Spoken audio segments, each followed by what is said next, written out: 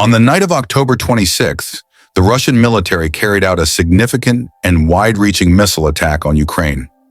This attack was intense enough to trigger air raid warnings across every single region of the country, alerting millions of people to the imminent threat.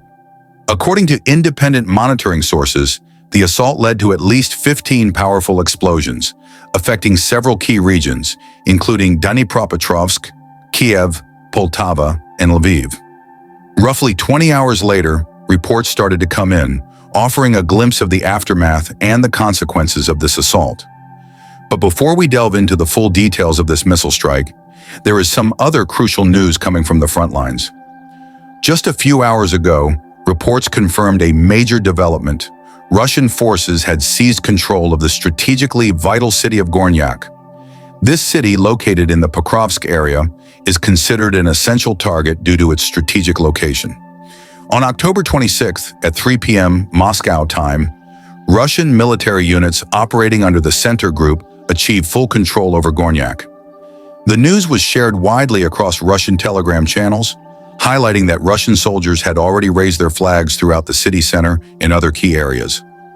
What's notable about the situation in Gornyak is the apparent lack of severe damage to the city.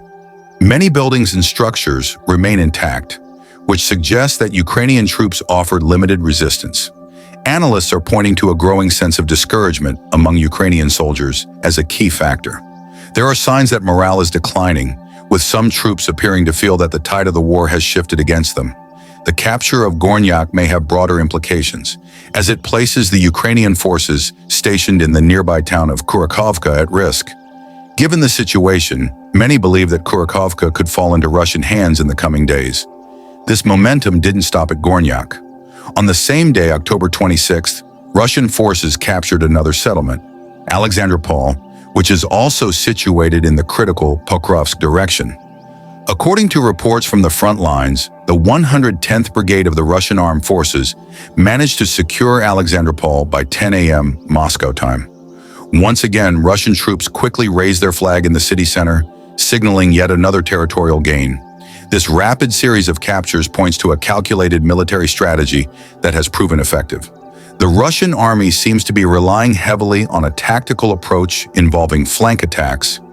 This maneuver is designed to surround and isolate Ukrainian units, putting them in a position where they face the risk of being encircled. When Ukrainian soldiers sense this danger, they are often compelled to retreat, leaving strategic locations in Russian hands without putting up a drawn-out fight.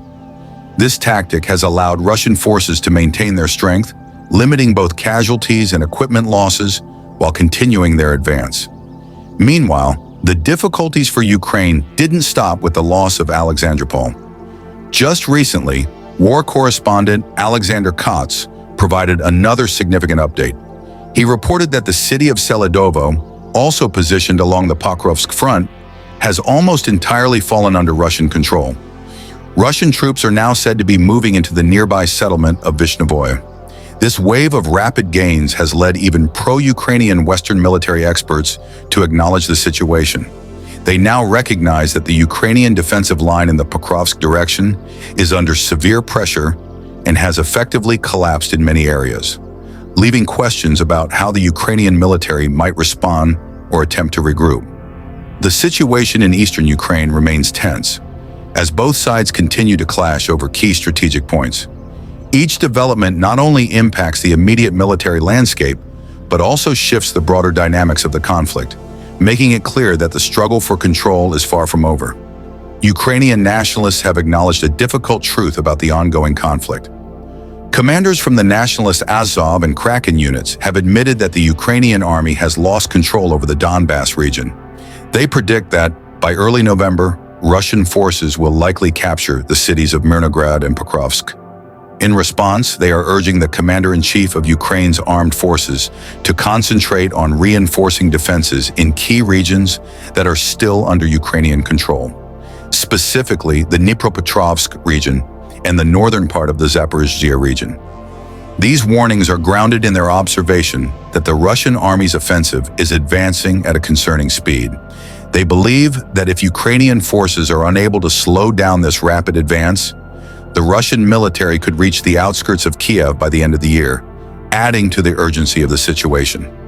At the same night of October 26, Russia launched a large-scale missile attack across several regions of Ukraine, targeting key infrastructure and military facilities.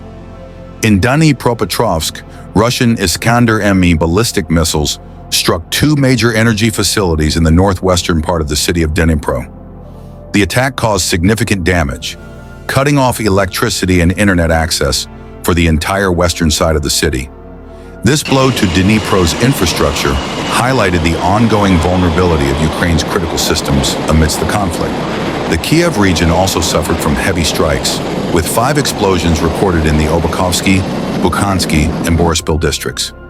These attacks led to the destruction of 2 storage warehouses and a German-made Iris-T medium-range air defense system, which was an essential component of Ukraine's defensive network. The loss of these assets has raised serious concerns over Ukraine's ability to fend off further aerial assaults, as the attacks continue to deplete its defensive resources. In the Poltava region, Russia carried out a precision strike using hypersonic and ballistic missiles, targeting a military airfield in the city of Mirgorod. Independent monitoring sources reported at least 5 substantial explosions at the site, suggesting significant damage to this crucial airfield. The base is of particular importance, as it is one of the few in Ukraine capable of handling American F-16 fighter jets. While the exact extent of the destruction remains unclear, the attack on Mirgorod is a stark reminder of the ongoing threat to Ukraine's air capabilities, as these strikes continue to hit vital military installations. In the Lviv region, another critical strike occurred near the settlement of Starchy. 2 Iskander-M ballistic missiles hit a military training center, causing extensive damage. According to the Russian Telegram channel Donbasskaya Partisan, the strike destroyed 2 barracks, a gym, a storage warehouse for military gear, and a vehicle maintenance area. In addition, the attack led to the destruction of 10 heavy military vehicles and the deaths of 20 Ukrainian officers. Among the casualties were at least 8 foreign military instructors from NATO countries, including Britain, Poland, and Canada. This event underscored the international dimensions of the conflict, revealing the presence of foreign personnel and the serious challenges Ukraine faces in terms of both human resources and equipment. The situation continues to evolve rapidly as both sides engage in intense military operations. The coming weeks are expected to be crucial, with Ukrainian forces under mounting pressure to regroup and reinforce their defensive positions in the face of ongoing Russian offensives.